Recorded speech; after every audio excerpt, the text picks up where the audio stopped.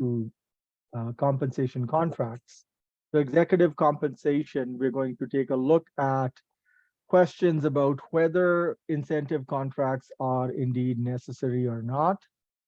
We will look at two ways of conceiving executive compensation, two theories of executive compensation. Look at the evidence from research that has been conducted or that had been conducted to the point of the 7th edition of the textbook. There has been more conducted recently, which is not discussed in the 7th edition of the book. Um, Executive compensation is a politically fraught matter. So we shall take a look at the political ramifications. So Bernard, if you look at in the chat box, I posted the file. Just click on the file. Did it not go through? Oh, maybe I didn't send it. Oh, there it is. Sorry, I did not click the send button. My apologies. So yeah, you probably got it now. Thank you for pointing that out. I thought that I'd sent it, but I didn't click the send button. So yeah, you would have gotten the file there. So wait a couple minutes, a couple moments for people to download it.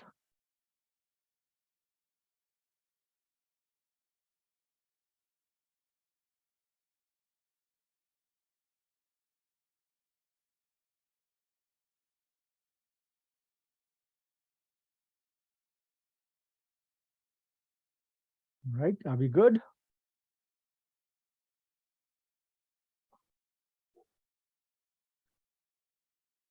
Okay, so after talking about the politics of executive compensation, we shall then discuss the significance of well-lubricated, well-functioning managerial labor markets for society in general. So that'll be the 5 pieces of discussion when related to executive compensation, starting with the questioning the need for incentive contracts. So what's the theory? Incentive contracts essentially help us align the interests of managers, and managers are, remember, individuals. They are self-interested, utility maximizers, and potentially also effort averse in the absence of incentives, to those of the interests of shareholders. And shareholders want managers to work hard because generally, if managers put in the effort, the financial uh, performance of the business is better than it would otherwise be. Right. So we saw in the couple of examples that we worked on that we need a way to somehow make sure that the interests of these two parties are not at loggerheads, they're not in conflict, but rather they are aligned to each other. So what an executive compensation plan does is to create an incentive contract between the company and its managers that helps achieve this outcome of aligning the manager's interest to those of the owners. And this is done by basing a at least a portion of the manager's compensation to one or more performance measures. We looked at that, a few slides before going to on a break. We looked at how we want the performance measures. We would prefer to have 2 performance measures over 1, and we want the performance measures to have the characteristics of sensitivity to effort. So the performance measure should be able to discriminate between when the manager's been working hard and when the manager's been shirking, but still be precise enough to not have too much noise built in for us to actually execute the contract efficiently. So as we saw there, there's usually a mix of net income that tends to be more precise but maybe less sensitive, and share prices, which tend to be more sensitive but perhaps more noisy. So a portion of the manager's compensation should be linked to one or more of these performance measures, right? And the intention is that these performance measures should help us determine as well as predict the payoff from the manager's effort while running the company.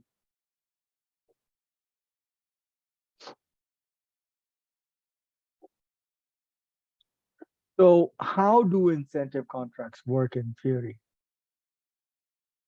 When we base compensation for managers on performance measures like net income or share price, the theory is that managers will work hard because they will want to achieve the additional compensation, right? The bonus or the stock awards that they are promised at the end. Managers will put in the effort to try to achieve them. And so by working hard, the manager will essentially be doing what the owners want them to. And that's how the managers and the shareholders' interests become aligned, right? They both want the same outcome. The manager is working hard for their own self interest. The owners want the managers to work hard for their own self interest. But if both of them are doing the same thing that each other wants, then their interests are aligned and not in conflict anymore. If we base the compensation on share price, we will find that it orientates the manager's decision horizon over the longer run. And the reason for that is that share prices incorporate information that has a longer term impact time frame than net income does. If you want the manager to focus more on short term income, then increase the weightage of net income to the overall package.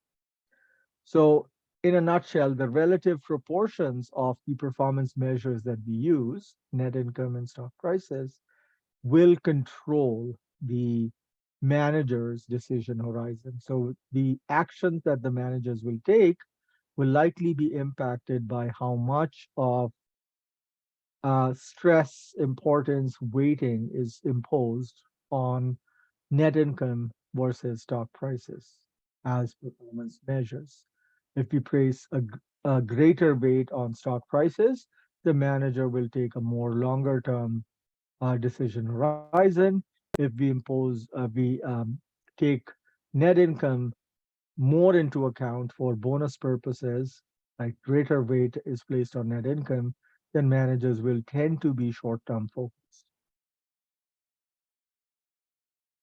And usually, if a person is approaching their retirement age, their decisions tend to become more myopic. Their decisions tend to be more short term, right? So you also have to take into account, um, if the particular manager's contract is coming up for renewal, right? So if a manager, let's say a CEO, has been hired for a 3 year time period, if the CEO's contract is coming up for renewal, then consciously or unconsciously, you'll find that the focus will divert itself towards managing net income because people feel that often they're going to be judged based on their most recent performance, right? So that's just human nature.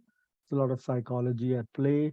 So a lot of things will go. So it's easy for me to say the relative weight we place on net income and stock prices will affect the manager's decision horizon. But there are other factors in play, such as the expected time to retirement or the expected time to renewal of the work contract.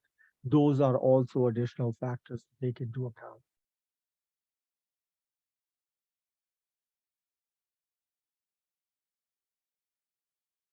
All right. So as far as the question, are incentive contracts necessary concerned?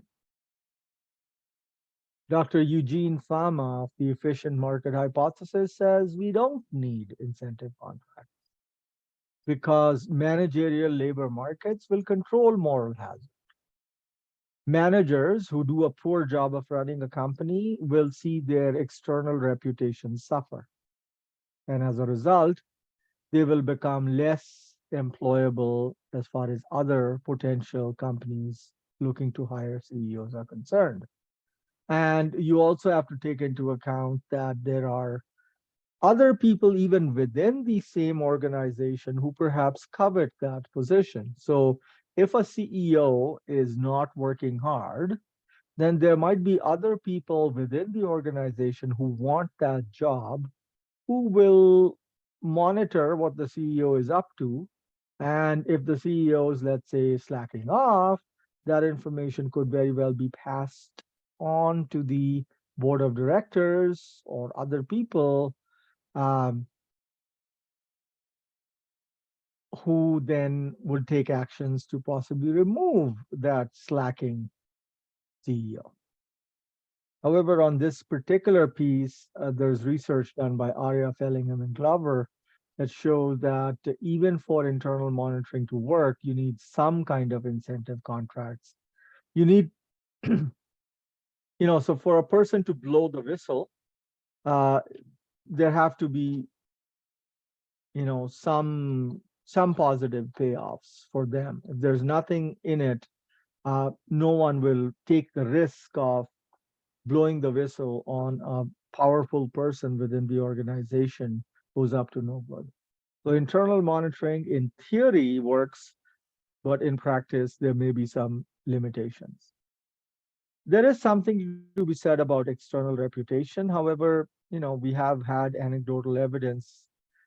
For example, British Petroleum, BP, was involved in a massive leak, an oil spill, crude oil spill off the Gulf of Mexico.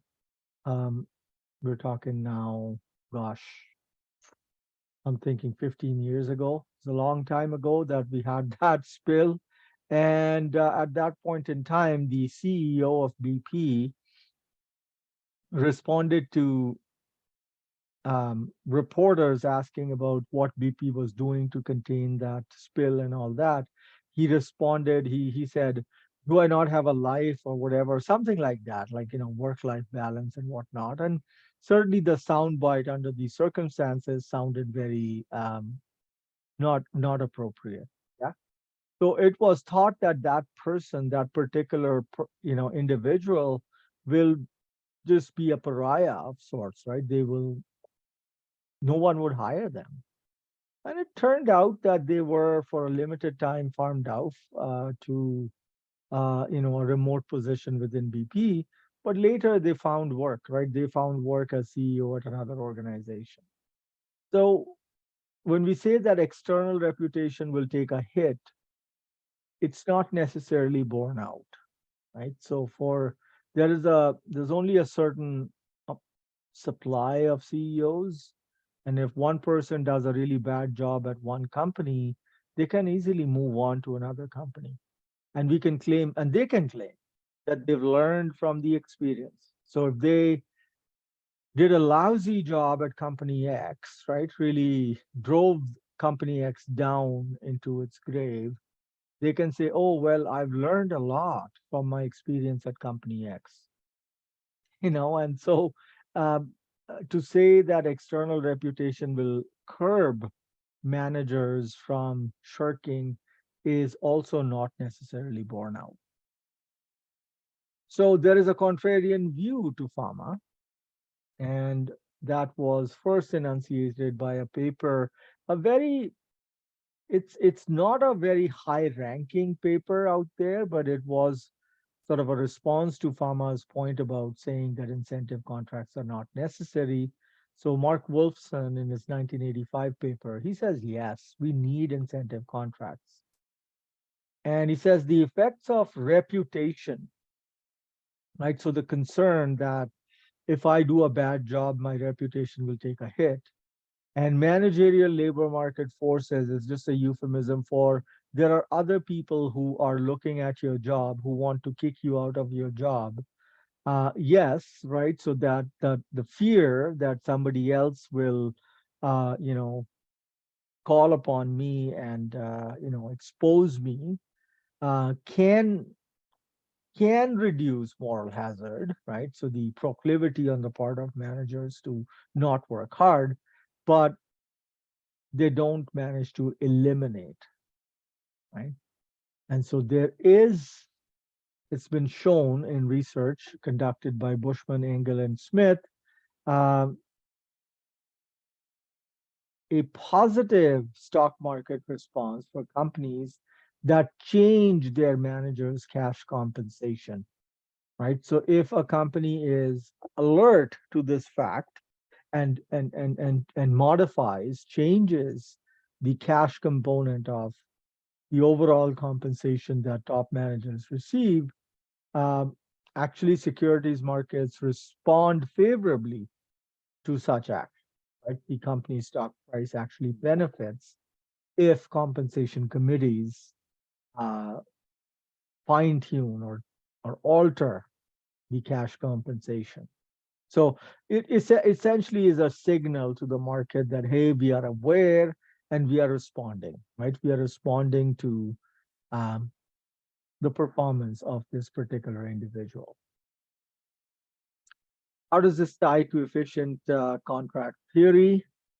The efficient contract theory predicts that compensation committees at companies will devise of compensation plans that will provide a combination of sensitivity. Remember, sensitivity is how responsive a particular performance measure is to the effort exerted by the individual.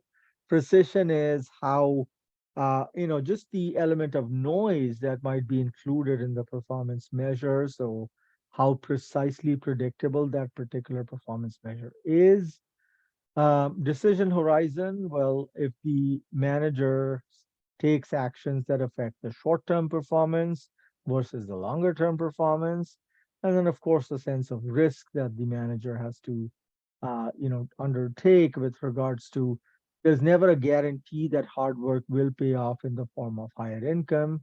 There is a certain element of risk that the manager has to bear. Net income, we've talked about it earlier, is low in sensitivity, but it's high in precision. Share price tends to go the other way around. It's high in sensitivity, but low in precision. In terms of components of earnings, so if you think about earnings response coefficient and so on, we talked about components of earnings as being either transitory, having um, a persistence of 0, to items that are going to be fully persistent and that have a very high degree of earnings response coefficient, and then you have items that are just dollar for dollar. So depending on whether these items are unusual, non-recurring, or extraordinary, you know those items will tend to have lower persistence as opposed to a component of earnings that will continue in the future. So if revenues have gone up permanently, that's a persistent change. If an expense has gone up or down persist on a regular basis, that is more persistent. And that will show up in the stock price as well as in the net income number on an ongoing basis. So the items of earnings that are more persistent, they are more sensitive. The latter ones that are unusual, non-recurring, or extraordinary, they are less informative about the manager's effort, and therefore they can often be subject to managerial manipulation. Oh, and I saw that I have not been uh, showing the slide there, but essentially what I just talked about is net income is low in sensitivity but more precise. Share prices is more sensitive but less precise. And when we are looking at components of earnings, we want components that are more persistent because they will linger longer in the company's net income numbers than would one-time, non-recurring, extraordinary items. So in terms of research that has been conducted, the duo of Rajiv Banker and Shrikant Datar, and for those of you that have taken managerial accounting, that's the Horngren textbook's current authors now, Shrikant Datar and the banker, they pointed out that a mix of performance measure uh, depends on the sensitivity and precision. And you want the performance measure to have less noise and greater sensitivity to effort. Okay. And so we tend to have greater overall proportion of net income to stock price if net income is less noisy and more sensitive. But Holstrom has pointed out that even if net income was doing a good job, adding share price, it still is a good idea. Another duo of Bushman and Indiakan showed that the tweaking the relative weights of net income versus share price in the overall compensation of a manager can have an impact on the manager's decision horizon. And what we mean by that is whether the manager will take actions that affect the longer run performance versus shorter run depend on the relative weights imposed on in terms of net income, which is short term oriented, and share price, which tends to be long term oriented. Managers are concerned with compensation risk, right?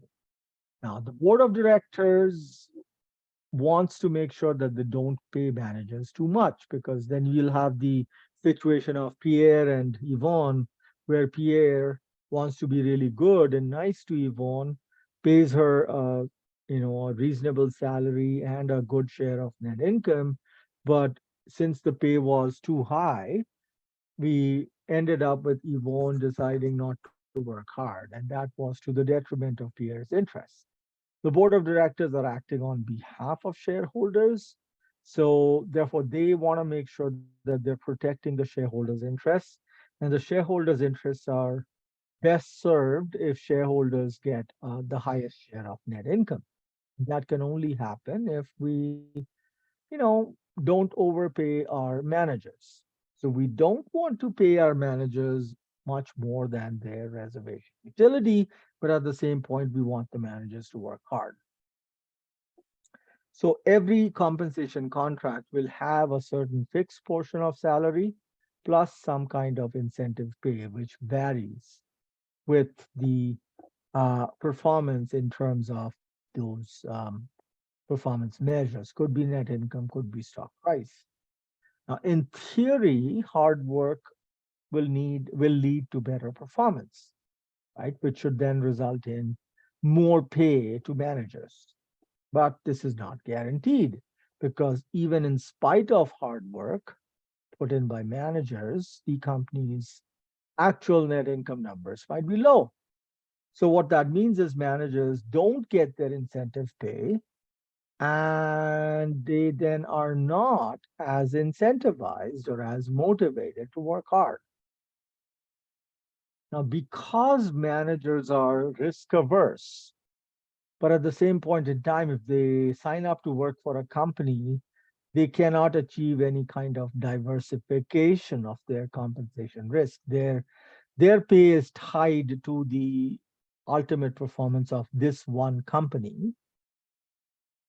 Incentive plans need to be designed to control that risk aspect while still maintaining effort motivation. So, how do we go about doing that? How can we control compensation risk? One way is to make sure that the compensation amount is based on more than one performance measure. Another way could be to impose some kind of a bogey or a cap in the compensation plan. A cap is more common, a bogey is not. So how they work is a cap would be, managers can get a bonus, but it's maxed out at a certain level, right? So, if there is ever a situation where the company's profits are very, very high for more macroeconomic reasons than actually any actions taken by the managers, then you impose some kind of a limit to that, right? A cap imposes a limit.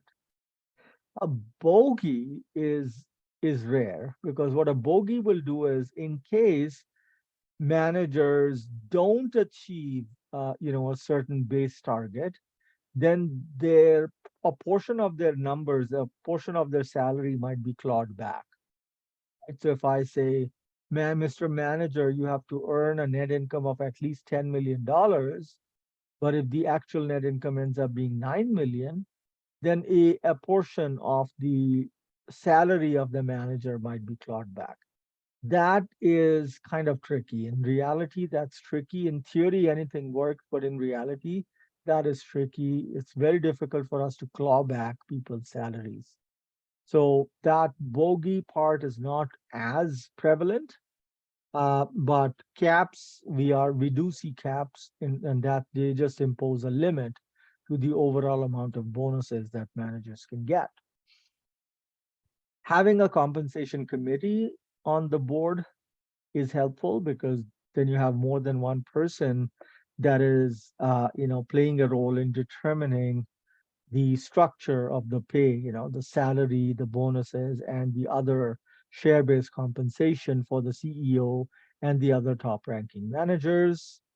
Requiring the use of conservative accounting is another way that we can control compensation risk.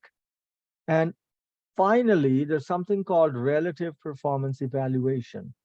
So rather than judging a company's performance in absolute terms, you take into account how other companies in a similar peer group have done, right? So in at times when the economy is doing really great, everyone would have high net income.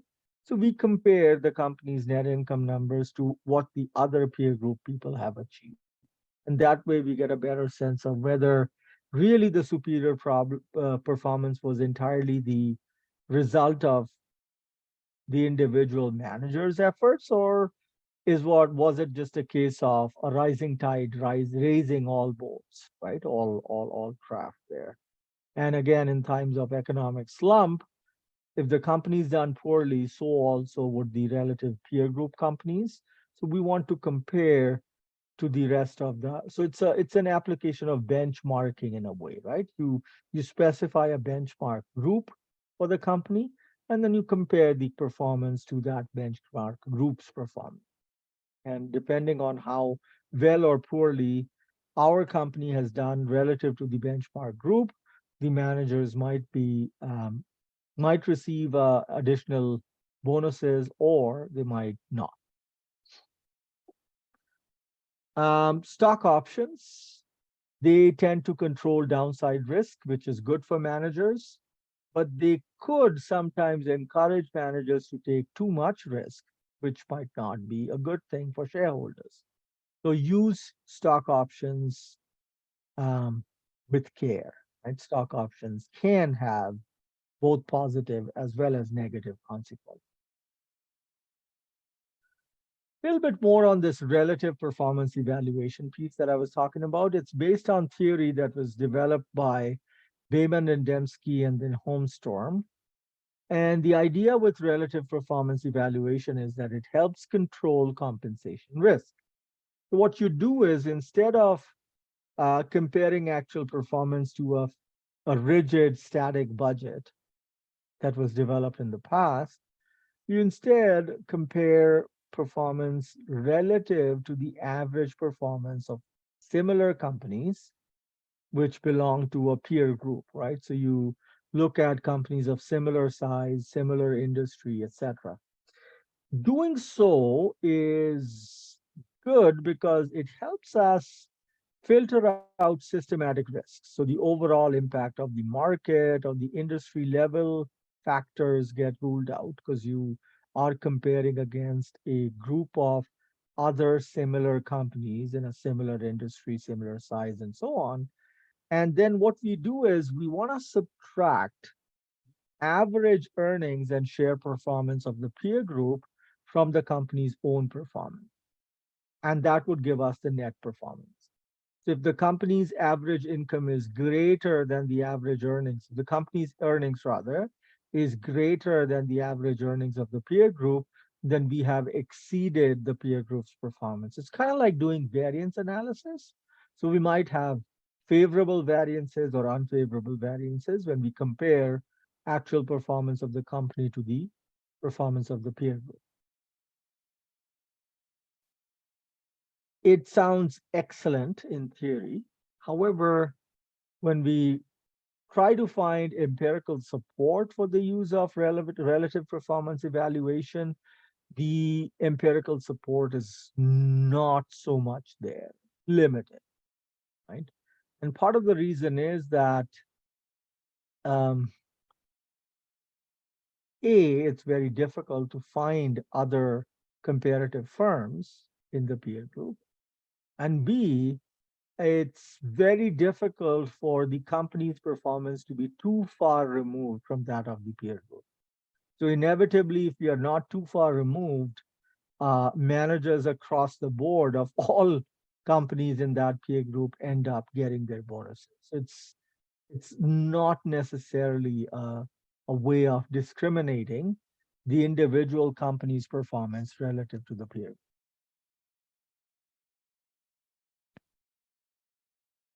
So looking at theories of executive compensation, the first one is power theory, and it predicts that executives that work for a company will use their power to increase their compensation above competitive levels.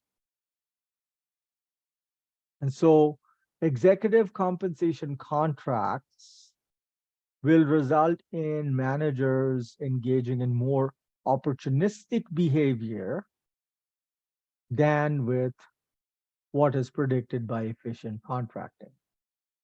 Now, from time to time, such behavior generates outrage from shareholders or the general public at large. To reduce such outrage, managers will use many different devices, including bringing outside consultants, encourage comparisons to peer groups, and the whole thing is done not for any objective purposes, but basically to hide the high compensation. So, if you allege that the CEO of company X is overpaid, the CEO of company X will try to deflect that charge by saying, just compare how much I'm paid to company Y, to company Z, to company P, to company Q. These are all other companies relative belonging to the same peer group, right? So if I'm the CEO of Suncor, compare how much I'm paid to the CEO of CNRL or to Synovus, right? And well, if every other CEO is also equally high paid, then look, you're saying, Mr. CEO, you're being overpaid, right? But when Mr. CEO comes back to you and says, relative to what, they're essentially able to deflect the question. And they say, if other people are also equally highly paid, then I'm not overpaid, right? So if you're trying to draw a link between the pay that the CEO receives relative to the financial performance of the company, you would not be able to establish that because they will draw your attention to what other people are making, right? So if you end up doing comparisons across the board, you'll find that maybe there's not enough evidence of that such overpay, even if the company as a whole is doing poorly, all right? Regulators have, like the likes of the securities commissions, have been requiring mandatory disclosure on executive compensation. Often annual reports, they have to provide information about the top highest paid individuals at a company. And that is seen as a way of trying to put some limits on excessive compensation, right? So everybody gets a copy. The shareholders get a copy of the annual report. And if the shareholders flip through the pages and they see that person X is getting $30 million worth of compensation, well, just the numbers can sometimes alert people to, oh, hey, what's happening? How come? How come that person is getting paid that much? And maybe those questions will then generate um, some more questions, and based on the answers to which the numbers in future may get changed. What's the evidence on executive compensation? But been a bunch of studies done. Lambert and Larkin found that in reality, companies do make a distinction between accounting-based and share-based compensation um, in the overall mix. That we predicted that companies will choose a different weighting for accounting-based numbers such as net income and share-based compensation. And indeed, Lambert and Larkin found that to be the case. Babar, Kang, and Kumar in 1999 found that compensation committees, they, they tend to place a higher emphasis on earnings that are more persistent than earnings numbers that are transient, i.e., don't last in the longer run or have a lower persistence when setting managers' compensation. So rather than saying we are going to base our targets on net income, they might base their targets on an adjusted net income number that will adjust for special or non-recurring um, earnings numbers. Indiakian and Nanda in 2002 found that when companies had a lower overall risk, they tended to award more bonuses relative to salary, right? So corporate risk played a role. If the company had high risk, then they will give lower amount of bonuses than salary. Bushman, Indekian, and Smith found that CEOs of companies that had higher growth rates, as well as companies that were in research and development field with longer product development and life cycles, the um, CEOs of such companies got a larger portion of their overall compensation from individual performance measures linked to net income, stock price, than just the salary, right? They get smaller amount of salary and more um, variable compensation.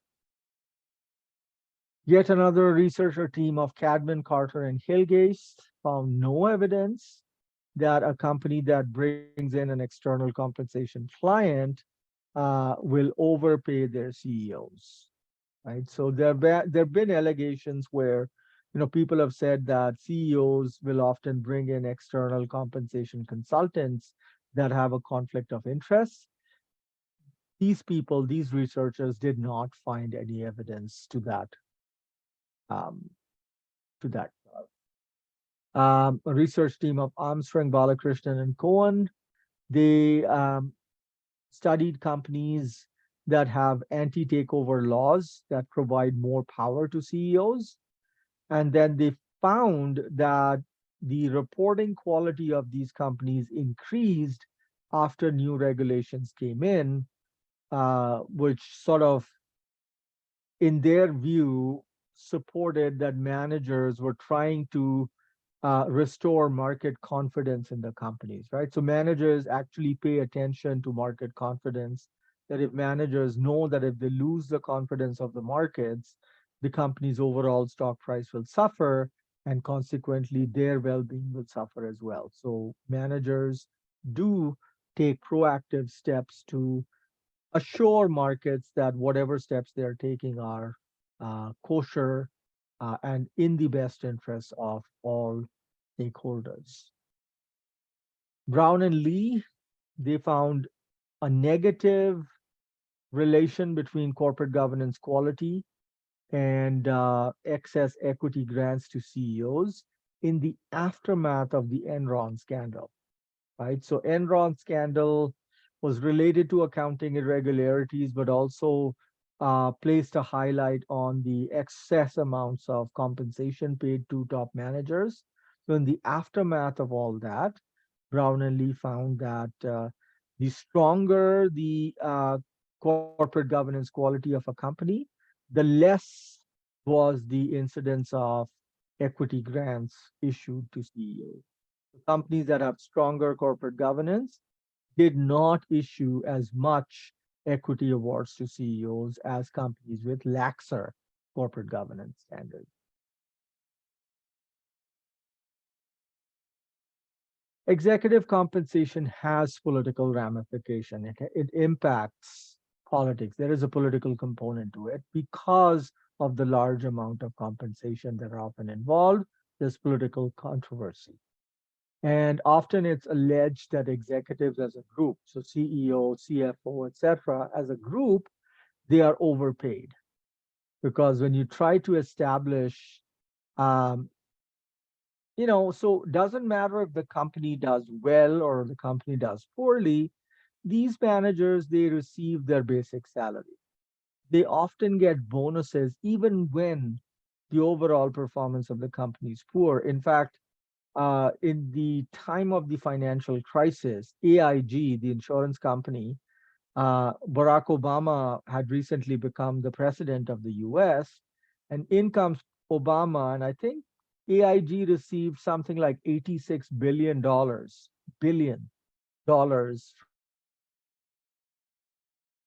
from the US government as like a bailout package. The AIG group was essentially looking at shutting down. They were facing an existential crisis. And $86 billion of taxpayer money coming from the government. And what they wanted to do was use some of the money to pay bonuses to the very traders whose actions had resulted in AIG facing bankruptcy. Right? They argued, oh, but these people had done the work and uh, they are entitled to receive bonuses. So so that will make anybody's blow a gasket. They'll go, what the hell, like you these people are getting paid regardless of whether the company is doing well or poor. And that unfortunately happens. So that does create a lot of political heat. Other people would say, oh, it's not really true. If you actually look at the amount that these people receive relative to the shareholder value that they create, think about, Tim Cook, the Apple CEO. Tim Cook is receiving, yes, a few $100 million, but think about all the shareholder value that Apple is creating. And Cook is just not getting, as a percentage of the total, Tim Cook is not getting much. Well, right? I mean, it's up to you. How much can a single individual or a bunch of individuals do to bring about that kind, or to merit that kind of pay? I'll just leave it to you, right? I sometimes get riled at such cronyism, but you get arguments from both sides. What have regulators done? Well, they have responded to the controversy by requiring more disclosure, right? Companies need to provide more disclosure. And the idea is, if there is indeed the case of some high ranking individuals getting paid a lot of money, then there will be other people who will be attracted to that position. And these other people might try then to replace the incumbents, right? So that's called the managerial labor market effect, right? If I am in a position of power and I'm being paid a lot of money and I'm not doing my work, then it is possible that somebody else will try to take over my position, right? So they will somehow try to undermine me and secure my position. That's the managerial labor market argument. Um, there is some evidence, Kinlow argues, that such regulation is having the desired effect. There has been a change in the type of compensation packages that companies been using. So in the past, there was a greater reliance on stock options, and those stock options have since been changed with replaced by restricted stock awards, um, as well as including more generous severance pay rather than ongoing pay in the employment contract. And that's been found by Rao and Su. Why do we need well-functioning managerial labor parties, labor markets, socially. Um, if we want to make managers accountable, then we markets need to know how much managers are receiving by way of pay, right? So there's needs to be some transparency in terms of pay that managers are receiving. It is important for us to try to motivate managers to work hard. As a society, we are better off if managers do their work properly. So if that requires certain amount of incentive pay, then we cannot wish that incentive pay away, right? So we do need some control over the moral hazard problem. And so we want to make it possible for companies to maximize their potential if managers are motivated to work hard. From accountants' point of view, if we are to position net income or operating income or some version of accounting earnings to be an informative input in the overall managerial compensation equation, we need to ensure that our accounting numbers are sensitive to managerial effort. And one way we've been trying to do that is by including more changes in fair values and not just accrual based accounting numbers. And lastly, we need to pay attention to disclosure about the components of earnings. Not all earnings numbers will recur in the future. Some will be persistent, others are transitory or low persistence. So there needs to be clearer disclosure of that so that the compensation committees take well-informed actions in devising compensation contracts for managers that exclude, one-time numbers. Often managers will try to hoodwink other parties by massaging earnings numbers by including low persistence items. For executive compensation, net income numbers should be adjusted to weed out the impact of low persistence earnings numbers. The low persistence earnings numbers would be the like of a one-time gain or a one-time loss due to some tertiary transaction. Those do not recur in the future and should be weeded out. Similarly, for discontinued operations, since they are not going to persist in the future, they should be weeded out when discussing the compensation contract for the top managers. So that concludes my discussion of executive compensation, and that was chapter 10. We've got chapter 11 left.